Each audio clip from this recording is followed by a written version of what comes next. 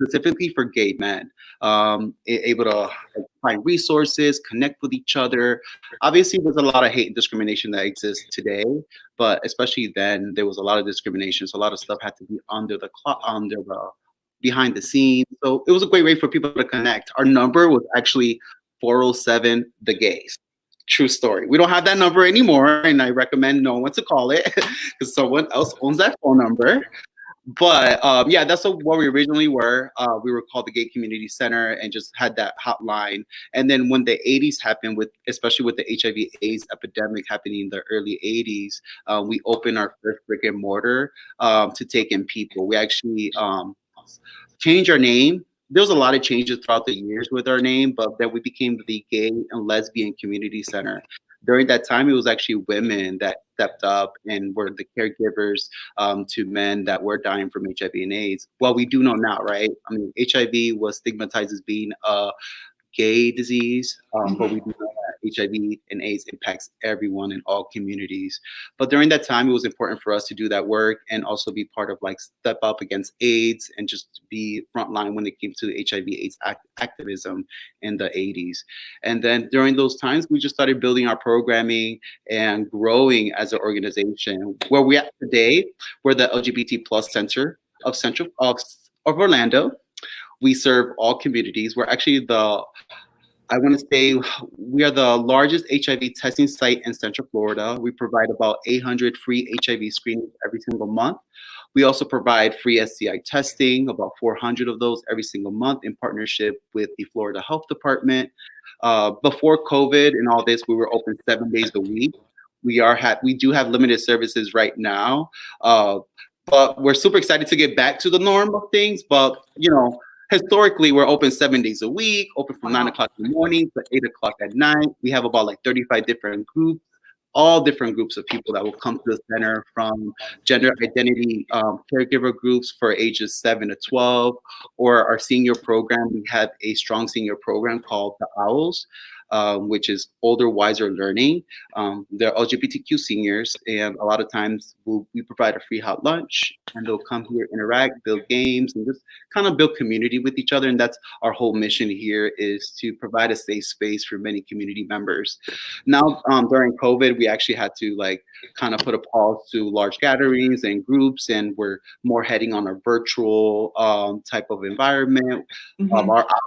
Our seniors are meeting online via Zoom. So that's been really fun to navigate that with technology and them learning and all of us learning with each other.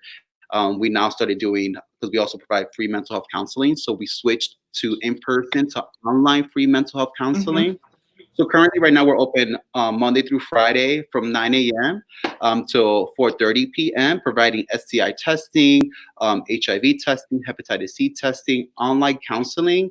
And another thing that we also do is provide Narcan. So Narcan is basically it's to help someone who's experiencing an overdose. Anyone could come in, pick up a Narcan product from us, no questions asked. We'll give them that product. We'll give a quick training on that. And yeah, so that's kind of like the services that we offer currently right now, but we're excited, hopefully in the next few months, be able to open up more days and provide more of the other services that we historically provide.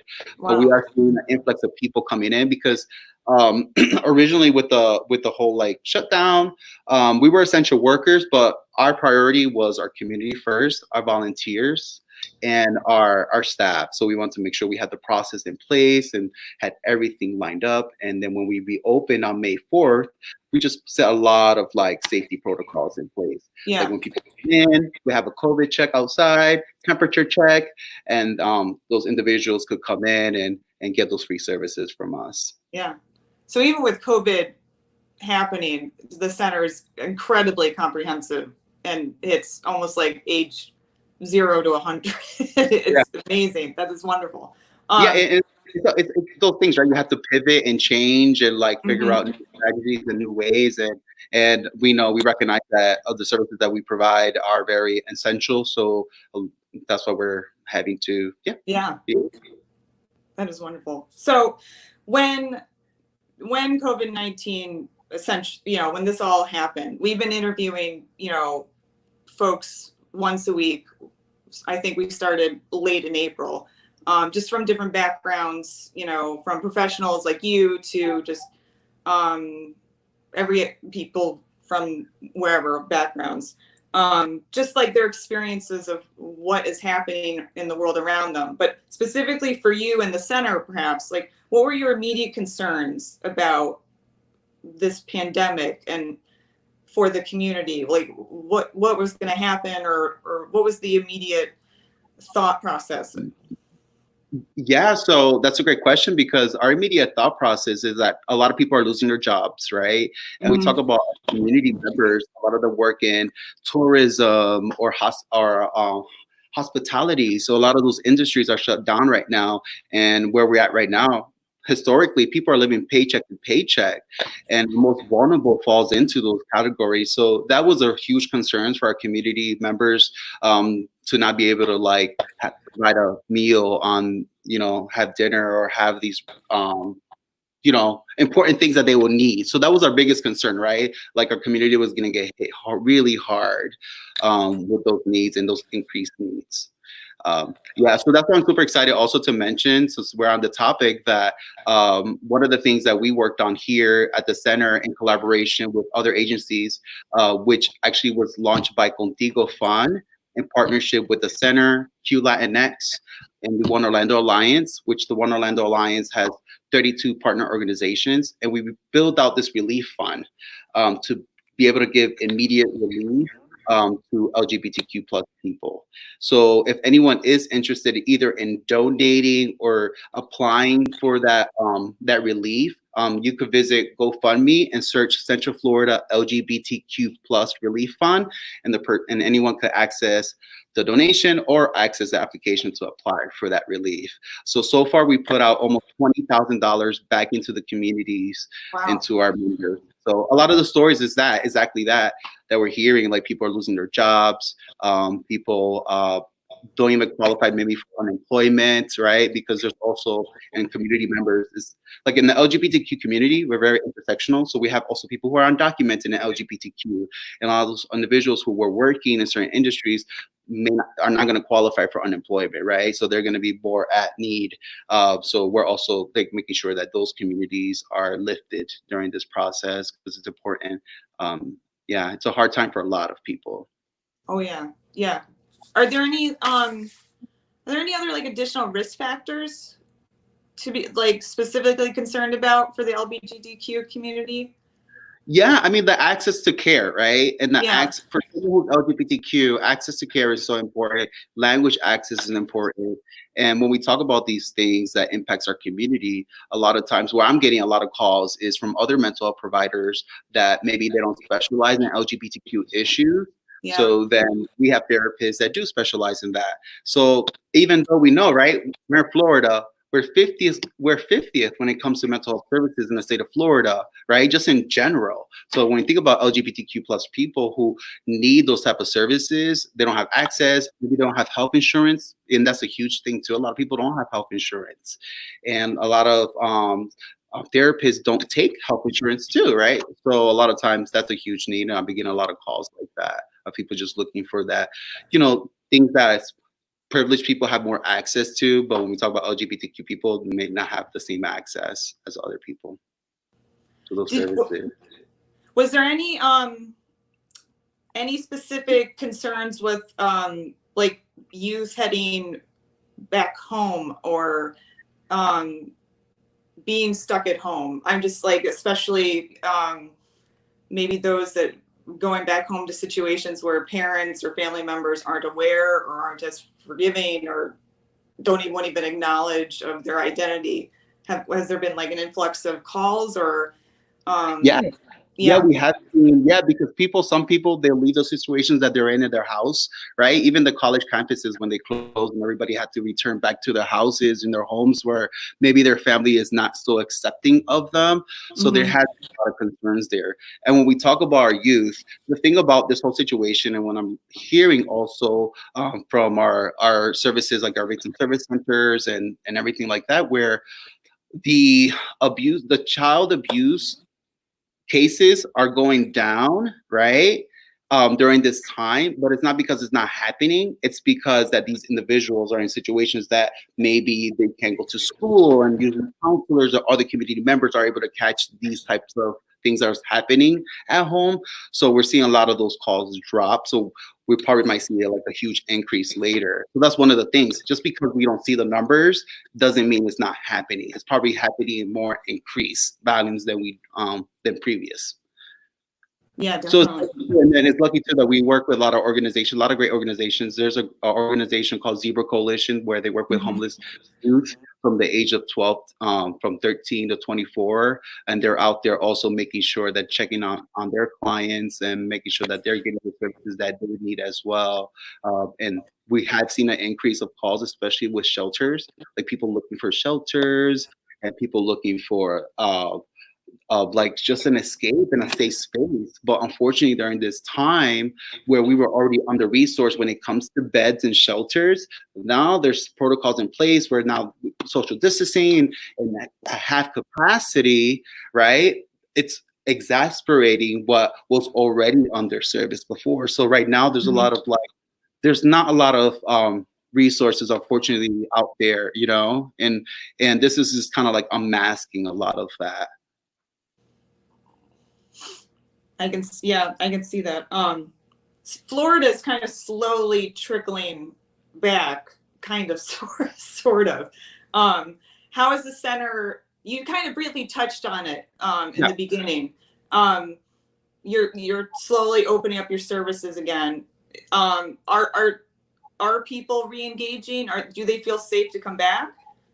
Yeah, people are re-engaging. Yeah. People are coming in. Actually, I was surprised because when we reopened on May 4th, yeah, we had individuals. We probably like serviced in our first week 100 people just in that first week with our limited hours. People need the services and they recognize that, you know, so they feel comfortable, and a lot of people actually were like, "Oh, we love this process. I feel safe here because." Social distancing. We set up the whole process where there's no contact, so with the client or even the volunteers or the staff. Yeah, so people feel safe to come in and get those services. That's wonderful. We also make sure everybody has face covering and face masks. Oh yeah. Do you think there'll be, or do you feel like there'll be any like long-term implications from COVID-19 within like the LGBTQ community? Yes, I do believe that. It's hard to say what those implications will be because we haven't even begun to see the implications that already has happened, right? But we will see an increase of many different issues coming down the line. Maybe we won't see it right away. Some of the stuff we are seeing right away, but a lot of it we'll probably see in the next 3 or 6 months. Yeah. What would you say would be the, like, I was about to say words of wisdom, but like how to best survive everything that's going on for this, just to either, I mean, even day by day. Yeah, day by day, like, you know, be present, find friends, build those connections, reach out to people, even though we're social distancing, right? Let's not isolate ourselves because, you know, in isolation during this time, it's not good. It's good to reach out to people and just make sure you reach out to people, right? And just talk and make sure that you have good self-care techniques, right? Everyone's different. Like for me, for example, I suffer from super high anxiety. So whenever I'm going into like my anxiety mode, I just kind of like, Joél, let me just breathe a little bit. I plant my feet on the ground, make sure I'm present, just kind of like take a couple breaths in, and then after that, and then I'll just reach out to someone like a close loved one of mine. My mom is one of them. I always call her like, "Mommy, ¿qué tú haces?" Or I call one of my friends, and you know, it helps me calm down and just be grounded, and everything's okay. Yeah. Social connection is so important for everyone. Not just, you know, like the social connection part. I mean, it's just that human part to let us all know we're gonna get through this together in a way. Yeah. I suppose. And it's incredible seeing like the community just kind of like rally and just build all these like connections, even like when it comes to online. Mm-hmm. Like I'm seeing like, you know, like AA groups where that's so important in recovery to still have those connections, because we host a lot of those meetings here at the center. And unfortunately, obviously we can't have large Yeah. gatherings. And then now those online platforms are there worldwide. So people are not connecting, where I'm finding like, it's beautiful, right? Because during this time of isolation, people are still be able to connect with other people outside of even their own network. So I've been seeing that. So that's been beautiful as well, you know? People are really taking advantage of it. That's wonderful. Yeah, yeah. And building new connections, right? And taking the time also just to like, you know, reflect. It's a good time to reflect, right? On oneself, and maybe reaching out to people maybe you haven't had contact with in a time, not because of anything, just because of life. I know I did that myself. Mm-hmm. I reached out to individuals that I haven't talked to in so long, and it was just great to have those reconnections again, and you know, bring up the whole coming out story and everything. Like, remember that time I was still in the closet? How do you feel like the center will move forward? Is it going to be, will you approach it differently in any way now that like you suddenly had to switch to a more virtual environment, I suppose, but now we're easing up on restrictions, but maybe there was some success with online groups or whatnot. Any combination, or what do you think? So yeah, we might see a combination of like more virtual stuff down the line. We are being very like vigilant when it comes to like listening to the guidance of like doctors and like CDC and those guidance, right? About what's safe and not safe. So we're really following the lead of what they're saying, and also we add more, probably like a little bit more like safety protocols, just, you know, another layer. So it's hard to say, you know, we want to return back to normal, right? But we want to do it in a very safe type of environment where people feel safe to come to us. So if that means little phases by little phases, as we've been doing now, then we'll continue doing that. Of course, sure. Okay. And then there's also like new programming, because also what this brings up is like the way that a lot of agencies, or even us, the way we operate was different, right? So now it's like like I shared earlier, it's like pivoting. Now online support groups, we didn't do online counseling. Now we have online counseling. And I'm finding that there's a more success rate with online counseling. People actually keep their appointments because now they can actually get to their appointments. Other people may have transportation issues to maybe get to the service provider. So I've been seeing a lot more of those services being used, especially when it comes to online. And it could be the time too, right? Like, right. Excellent. Well, thank you so much, Joél. I'm really glad you were able to join us and we were able to discuss the center and all the wonderful things that it does and provides the Central Florida. So thank you again. No, thank you. Yeah. So if anyone has any, they want to visit us on the web, they can visit us by visiting thecenterorlando.org. They can always email us at info@thecenterorlando.org if you want to know if you have any other questions. We also have Instagram and Facebook. Follow us on there at The Center Orlando.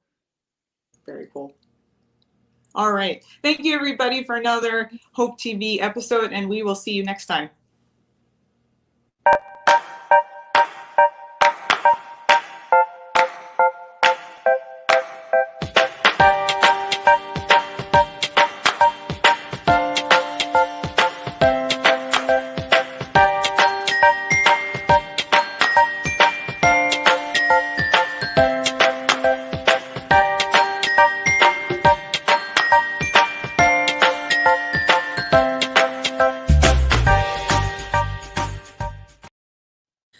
Oh, I forgot.